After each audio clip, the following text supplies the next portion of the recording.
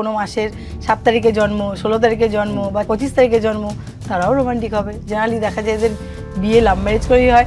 সাথে তো এরকমও হয় যদি লাভ ম্যারেজ করে বিয়ে নাও হয়, বিয়ের পরে 37 নেই তা সত্ত্বেও তার ছেলেকে ডক্টর করবে, আমি বারণ করে দিয়েছি। তাদের যাওয়া উচিত ফিল্ম ইন্ডাস্ট্রিতে, তারা করছে অন্য, সারা জীবন বেচারা কষ্ট করে যাচ্ছে। এখন জেনেছে, এখন লাইন চেঞ্জ করছে। আমি কিন্তু ঘড়ি পরে একটা দিনের জন্য বন্ধ করিনি, আমার এটা হ্যাবিট এবং তাতে কাজ হয়েছে। এবং পরে যখন জানলাম, আরে বাস, তো অজান্তেই আমি আমার লাইফে 6 এনে ফেলেছি।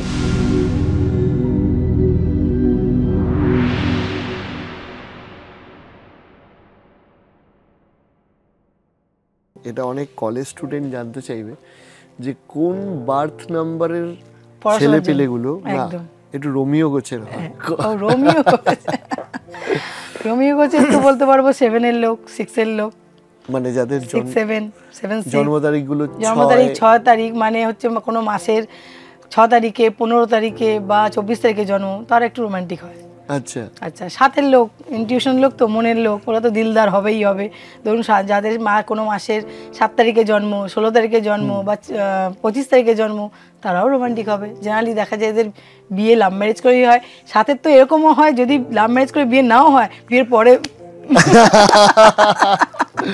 7 হইতে সাবধান, তো মানে তাদের লাভ ম্যারেজ হবেই। যদি লাভ ম্যারেজ কোনো কারণে মিস করে যায়, অ্যারেঞ্জ ম্যারেজ হয়ে যায়, আরেকটা লাভের জন্য তারা ছটফট করবে। তো আচ্ছা, আরেকটা বিষয় সেটা হচ্ছে যে ফাইনালি কেরিয়ার, মানে কোন দিকে যাব, ইঞ্জিনিয়ার হব না ডাক্তার হব, নাকি আমি অন্য কোনো ফ্রিল্যান্স করব, সেটার উপরে কি জন্ম তারিখটা ডিপেন্ড করছে? অনেক ডিপেন্ড করছে। যেমন 37 কারো বাচ্চারা, ধরুন আমি ডেট অফ বার্থেও যাচ্ছি না, ডেট অফ বার্থে তো আছে 3 থাকলে এগুলো আছে। এবার কারো ধরুন বৃহস্পতির নাম্বার নিয়ে এসে জন্মায়নি, মানে ড্রাইভার বা কন্ডাক্টর 3 এলো না, 3 হলো অ্যাকচুয়ালি পড়াশোনার নাম্বার, তাহলে কি তার পড়াশোনা হবে না? তা তো হতে পারে না। আমাকে তখন চার্ট দেখতে হয়, চার্টে দেখলাম যে কোথাও না কোথাও 3 এসে গেছে, আচ্ছা, তাহলে কিন্তু তার পড়াশোনা হবে। 3-এর সাথে যদি 7 আসে, আরও পড়াশোনা হবে। শুধু পড়াশোনা নয়, সে কোনো টিচিং লাইন, কোনো যে কোনো উচ্চশিক্ষা, যেমন ডক্টর হতে যাচ্ছেন আপনি, আপনার ছেলেকে ডক্টর করতে চাইছেন, কিন্তু তার ডেট অফ বার্থে এরকম অনেক এসছে, আমি তাদেরকে ফোর্সফুলি বারণ করেছি যে 37 নেই তা সত্ত্বেও তার ছেলেকে ডক্টর করবে, আমি বারণ করে দিয়েছি।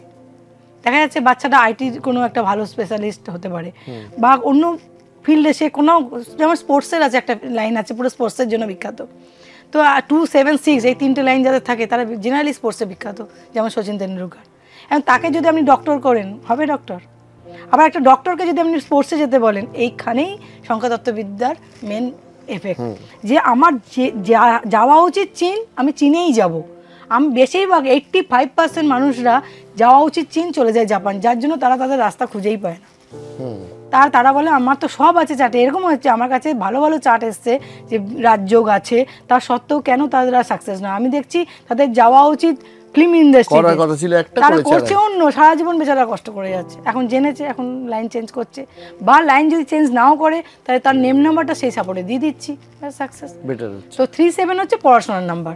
এবার পড়াশোনা ছাড়াও কি আর কোনো লাইন নেই? তার মানে এরা অ্যাকচুয়ালি ফর্মাল যে পড়াশোনা, সেই লাইনটা এরা 37 এর লোক করবে, মানে 37 চার্টে থাকতে হবে। এবার চার্টে নেই, তারা 4 আছে, 8 আছে, 8-এর লোক, এরা 8 আছে, ফিনান্সে যাক, ফিনান্সে সাকসেস। যে কোনো ফিনান্সের কাজ, ফিনান্স ম্যানেজমেন্টের কাজ, 5-এর লোক ম্যানেজমেন্টের কাজ, এদের জন্য বেস্ট। এদেরকে জোর করে পড়াশোনা করিয়ে কি হবে?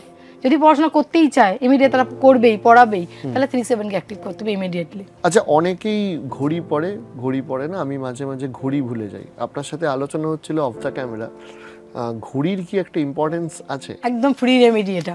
এই যে বললাম, আমি নিউমোলজিটা এই জন্যই এত ভালোবাসি, বিনা পয়সায় কোথায় কোথায় রেমেডি পাওয়া যায় এটা আমি খুঁজি। সবাই ঘড়ি মোটামুটি সবার বাড়িতে আছে, কিন্তু মানুষ অনেক পাবেন যে ঘড়ি পড়ে না, পড়তো, মোবাইল আসার পর ছেড়ে দিয়েছে। আমি নিজেই ভুলে যাই মাঝে মাঝে। আজকের পর থেকে উচিত, মানে আজকে জাস্ট জানার পর থেকে আর ঘড়ি পড়া কোনোদিন ভুলবেন না। কিন্তু ঘড়ির কিছু রুলস আছে, মানে ঘড়িটা পড়ার সময় কিছু জিনিস ফলো করতে হবে, জাস্ট সেটা। যেমন এক হচ্ছে, দেখুন আমি ঘড়ি পরে আছি, আমার ঘড়ি কোনোদিন মিস হয় না। ঘড়ির প্রথম হচ্ছে যেন বেল্টটা লেদারের না হয়, লেদার বা কোনো রকম ফাইবার, এটা যেন অবশ্যই মেটালিক হয়। ওকে, কেন? এবার মানুষ লজিক ছাড়া কিন্তু মানবে না, তো আমাকে বোঝাতে হবে লজিকটা।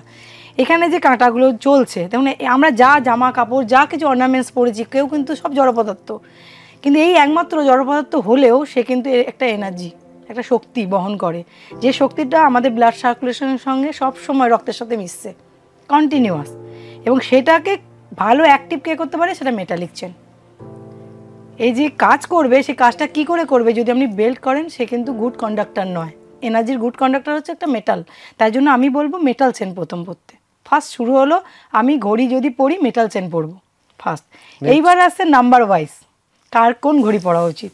যদি কারো 6 মিসিং থাকে, ব্যাস 6 মিসিং আছে, কোনো হিরে জহরত পড়তে হবে না, শুধু ঘড়ি পরা স্টার্ট করে দিন গোল্ড মেটাল, মানে গোল্ডেন মেটাল। আচ্ছা, সোনালী কালারের, ব্যাস শুরু হয়ে গেল 6 তার অ্যাক্টিভ হওয়া।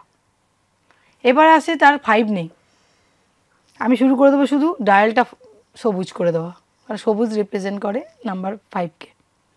ডায়ালটা হয়ে গেল সবুজ, হয়ে গেল 5। যাদের আছে তারাও পড়তে পারেন। আচ্ছা, এবার আসি একটা 7। 7-এর খারাপও বলেছি, 7-এর ভালোও বলি একটু। 7 কিন্তু দুর্দান্ত ইনটিউশন পাওয়ার, জ্ঞানেরও নাম্বার। ওই যে 3-7 বলেছিলাম একবার, 3 যেমন বিদ্যা দেয় ও জ্ঞান দেয়। একজন জ্ঞান দেবে তবেই না আমি বিদ্যাটাকে ইউজ করতে পারবো, তো জ্ঞানের নাম্বারও কিন্তু 7। তো 7 ধরুন নেই আমরা চার্টে, অ্যাক্টিভ করবেন কি করে? 7কে তো আমি নামে দিতে পারবো না, তাহলে অ্যাক্টিভ করতে গেলে আমরা ঘড়ি পরে করতে পারি। যেমন আমরা যদি সিলভার চেন পরি, সিলভারের চেন পরি, তাহলে আমার 7 অ্যাক্টিভ হয়ে যাবে। কিন্তু এখানে একটা ছোট্ট পয়েন্ট আছে সবার জন্য মনে রাখতে হবে। 7 যেহেতু ডিসঅ্যাপয়েন্টমেন্টের নাম্বার, একটু হতাশার নাম্বার, একটু প্রবলেমও করে, তাই জন্য আমরা পুরোপুরি চেনটাকে বলি সিলভারে দেবে না। সিলভারের সাথে যেন গোল্ড টাচ থাকে, সে সরু হোক, একদম মাঝখানে ডিজাইন হোক, যেভাবে হোক, অল্প অল্প মানে মিক্স হতে হবে। তার জন্য তাহলে আমি আরও শর্ট করে বলছি, যাদের 6 মিসিং আছে তারা গোল্ড চেন পড়বে, ওকে, কোনো অসুবিধা নেই।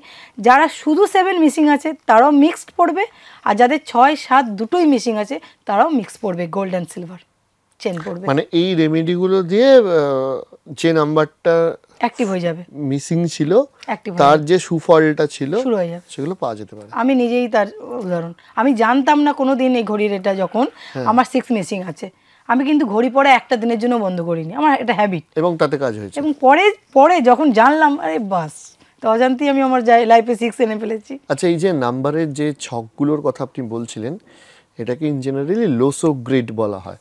তো এইটা একজন সাধারণ দর্শক যারা দেখছেন, তারা নিজের জন্ম তারিখ দেখে বানাবেন কি করে সেটা একটু গাইড করে দিন। আর এই ছকটার মধ্যে কোন কোন জিনিসগুলোতে তারা নজর দিতে পারে? রসু গেটটা প্রথমে বাঁ দিকে বসাতে হবে। সবাই একে না না বসালে হটকে পারবে না, আমাদের মুখস্থ আছে, বাট সবার পক্ষে পসিবল। জাস্ট রসু গেটটা বাঁ দিকে থাকবে, তারপর তার ডেট অফ বার্থটা পুরো লিখে নেবে ডায়েরিতে বা খাতায়। ডেট অফ বার্থ অনুযায়ী যে যে নাম্বারটা লসু গেটের যে ঘরে আছে সেটা বসিয়ে নেবে। যেমন এখানে আমি উদাহরণ দিয়ে আবার বলে দিচ্ছি, 25 আগস্ট 1983, তার মানে এখানে 25-এ 2 আছে, 5 আছে, তো 2টা 2 এর ঘরে বসিয়ে দেবে, যেমন লসু গেটে আছে সেরকম অনুযায়ী বসিয়ে দেবে কপি করে। 5 বসিয়ে দেবে, 8 বসিয়ে দেবে 8 এর ঘরে, 1 বসিয়ে দেবে 1 এর ঘরে, 9 বসিয়ে দেবে 9 এর ঘরে। আর 8টা যেহেতু একবার বসেছে আবার বসবে, কিন্তু ওই ঘরেই বসবে, ডবল হয়ে বসবে। এই প্রত্যেকটা ডিজিট যদি ডবল আসে, ট্রিপল আসে, তারও এফেক্ট আছে, তো সেটাও ইম্পর্টেন্ট। তো লসুকিটা যদি আমি ঠিক করে না বানাই, যে আমি দুটোর জায়গায় একটা বসাই, তাহলে কিন্তু ভুল। আচ্ছা, রিডিং এ প্রবলেম হয়ে যাবে, ডিকোডিং ভুল হবে। আর কি কি দিকে নজর দিতে হবে? আর ড্রাইভার কন্ডাক্টর কিন্তু অবশ্যই বসাতে হবে, ড্রাইভার কন্ডাক্টর কুয়া, যেটা আমি দেখিয়েছি একটু আগে, তো ওই 2-3টেই বসাতে হবে। পুরো চার্ট কমপ্লিট হয়ে গেল। এই চার্টটা কমপ্লিট হওয়ার পর আপনি দেখুন আপনার ছকে, মানে এই চার্টে কি কি এসছে। যদি দেখেন 2, 5, 8 তিনটেই আমরা ছকে আসছে, তাদের ক্ষেত্রে প্রপার্টি মানে সম্পত্তির যোগ 100%। এখানে কোনো 80%, 50% পসিবিলিটি কিচ্ছু নেই, একদম 100%। এমনও দেখা গেছে 2, 5, 8 যারা নিয়ে জন্মাচ্ছে, তারা আসার পর তার বাবা বা তার মায়ের প্রপার্টি কেনা হয়েছে, তারা যোগ নিয়েই জন্মায়। হতে পারে তারা মা বাবার, কারণ তারা রেন্টেড হাউসে জেনারেলি থাকে না। এমন কোনো 2, 5, 8 নেই যে সারা জীবন জন্মেছে এবং ওখানেই মারা গেছে যে রেন্টেড হাউসে। তারা নিজের বাড়ি হবেই, এবং তাদের জন্মের জন্য তাদের বাবা বা মায়ের দেখা যায় তারা বাড়ি কিনে ফেললো, সে সেই বাড়িতে থাকা শুরু করলো। তার মানে সে তার কর্ম এভাবেই নিয়ে এসছে গত জন্ম থেকে। এবং যদি তার বাবা মা নাও করতে পারে, সে তার পয়সা দিয়ে, মানে পরবর্তীকালে সে পয়সা ইনকাম করে সে কিন্তু নিজের একটা ছাদ, একটা জমি সে কিনবে, থাকবেই, সে রেন্টেড হাউসে জীবন শেষ করবে না, নাম্বার 1। অ্যান্ড এরা যদি রিয়েল এস্টেটের বিজনেস করে, অ্যাকচুয়ালি 2, 5, 8 তিনটি হলো আর্থের এলিমেন্ট। তো এরা যদি রিয়েল এস্টেটের বিজনেস করে, জমি সংক্রান্ত কেনা বেচা, দুর্দান্ত রেজাল্ট পাবে, চোখ বন্ধ করে করতে পারে, কোনো দ্বিমত করবে না। ওকে, যেখান থেকে হোক টাকা জোগাড় করে, যেটুকু টাকা তাদের তো লাগবে, একটা ক্যাপিটাল, তারা করে দেখুক, তারপর বলবে। এবার যদি কারোর দেখা যায় 951 আছে, এটা হলো উইল পাওয়ারের প্লেন। উইল পাওয়ার মানে ইচ্ছা শক্তি। এমন কোনো মানুষ দেখা যায়নি সাধারণ মানুষের মধ্যেই সবসময় যে এটা আমার বড় কোনো মানুষ দেখতে হবে তার কোনো হয়নি। 9ও আছে, 5ও আছে, 1ও আছে। দেখুন তাদের মধ্যে অদম্য ইচ্ছা শক্তি, মারাত্মক মনের জোর। তারা কোনো দিন বাউন্স ব্যাক করার জন্য সবসময় রেডি থাকে, অর্থাৎ কোনো দিন তারা ফাইটার। তারা আপনাকে কোনো দিন দেখা যাবে 951-এর লোক কিছু হলো না, ঠিক আছে চলো, মুজরে পড়ে কোনো ডিসঅ্যাপয়েন্টমেন্টে চলে যাবে, হবে না, আবার ভিড়ে আসবে, কি নতুনত্ব করলে আমাদের আবার হবে। তারা হারতে জানে না, যেমন আমাদের নরেন্দ্র মোদী, ঠিক আছে। তো এটা হলো 951-এর ওনার জন্মের প্লেন, না প্লেন মানে ছকে কি আছে, অনেকই আছে। এবং আমাদের ইন্ডিয়ার কেন, ওয়ার্ল্ডের ম্যাক্সিমাম সাকসেসফুল মানুষ, মানে যে এরিয়াতেই হোক, সে বিজনেসম্যান হোক, সে গ্ল্যামার ওয়ার্ল্ডে হোক, সে স্পোর্টস এরিয়া, যদি অন্য কিছু তার নাও থাকে, 951 এমন একটা line, say anything can achieve. কারণ উইল পাওয়ার দিয়ে করে, তো ওটা ইচ্ছা শক্তির জোরে করে, তাকে থামানো যায় না। বেশিরভাগ লোকের মানে দেখা যাচ্ছে 85% সাকসেসফুল মানুষের 951 আছে। এবার আসি, যদি কারো বাচ্চাদের 2 থাকে, 7 থাকে, 6 থাকে, তিনটেই যদি থাকে, এটা স্পোর্টসের লাইন। বেশিরভাগ দেখা যায় 2, 7 আর 6 আছে, তারা স্পোর্টস আগ্রহী হয়। অনেকেই সেটা লাইনটা জানে না বলে বাবা মারা বলে আরে স্পোর্টস করে কি হবে বলে জোর করে তাকে অন্য সেক্টরে চাপিয়ে দেয়। এরকম আমার কাছে অনেক ক্লায়েন্ট এসেছে, আমি তাদেরকে বলেছি স্পোর্টসে যাও, এবং তারা সাকসেসও পেয়েছে। বা তাদের একটা এজ এসে গেছে, আর এখন গিয়ে কি হবে, তো বেকার। কিন্তু আমি বলবো, যদি কোনো বাড়িতে বাচ্চা 2, 7, 6 থাকে আর স্পোর্টস ওরিয়েন্টেড কোনো ফিল্ডে যায়, যে কোনো স্পোর্টস যেটা ফিজিক্যালি ওয়ার্ক, যেটা ব্রেনের নয়, মানে দাবা এখানে চলবে না, যে কোনো ফিজিক্যাল ওয়ার্ক যেটা করা যায়, সেই যে কোনো স্পোর্টসে একদম মাস্টার। যেমন আমাদের সচিন তেন্ডুলকার, যার এরা মানে গড অফ ক্রিকেটার হতে পারে, মানে এইরকম লেভেলের স্পোর্টসে সাকসেস হতে পারে। এবার আসি 492, যাদের 4ও আছে, 9ও আছে, 2 আছে, তারা দেখা যাবে খুব ব্রেন, মানে স্টুডেন্ট যারা হয় তারা ভীষণ মানে সায়েন্টিস্ট হতে পারে। মানে এদের মাথা কোনো সময় সুস্থভাবে বসে না, এদের মাথা কাজ করে সবসময়, মনে হয় কিছু আবিষ্কার করবো, কিছু করবো। দেখবেন বাড়িতে যদি 492-এর কোনো বাচ্চা থাকে, সে কোনো সময় চুপ করে বসে থাকবে না, সারা ঘর ঘুরতে থাকবে, কিছু নেবে, কুটুর করবে, কিছু আবিষ্কার করবে, কিছু ভাঙবে। এটা 492-এর ফিচার্স। আর আসি সবচেয়ে বেটার নয়, মানে এর থেকে বড় কোনো যোগ হয় না, সেটা হচ্ছে 4, 5, 6। কারোর চার্টে যদি 4ও থাকে, 5ও থাকে অ্যান্ড 6ও থাকে, তার সত্ত্বেও যদি সে সাকসেস না পায়, তাহলে অবভিয়াসলি তাকে দেখাতে হবে তার নাম বা অন্য কোনো ভাইব্রেশন বা ড্রাইভার কানেক্টর, কিন্তু অ্যান্টিও হয়, অ্যান্টি যেন না হচ্ছে। যদি ওইগুলো না হয়, তাহলে কেন সাকসেস হচ্ছে না তাকে খুঁজতে হবে। 4, 5, 6 হচ্ছে গোল্ডেন যোগ বলে আমাদের নিউমোলজিতে, এটা হচ্ছে রাজযোগ। আচ্ছা, যেমন আমাদের সোনিয়া গান্ধী, শুধুমাত্র রাজযোগের জন্য উনি এত কিছু। তো এই রাজযোগ থাকলে কেন তা সত্ত্বেও সাকসেস হচ্ছে না, অবভিয়াসলি কনসাল্ট করা উচিত, যে কোনো নিউমোলজিস্টের কাছে যাওয়া উচিত।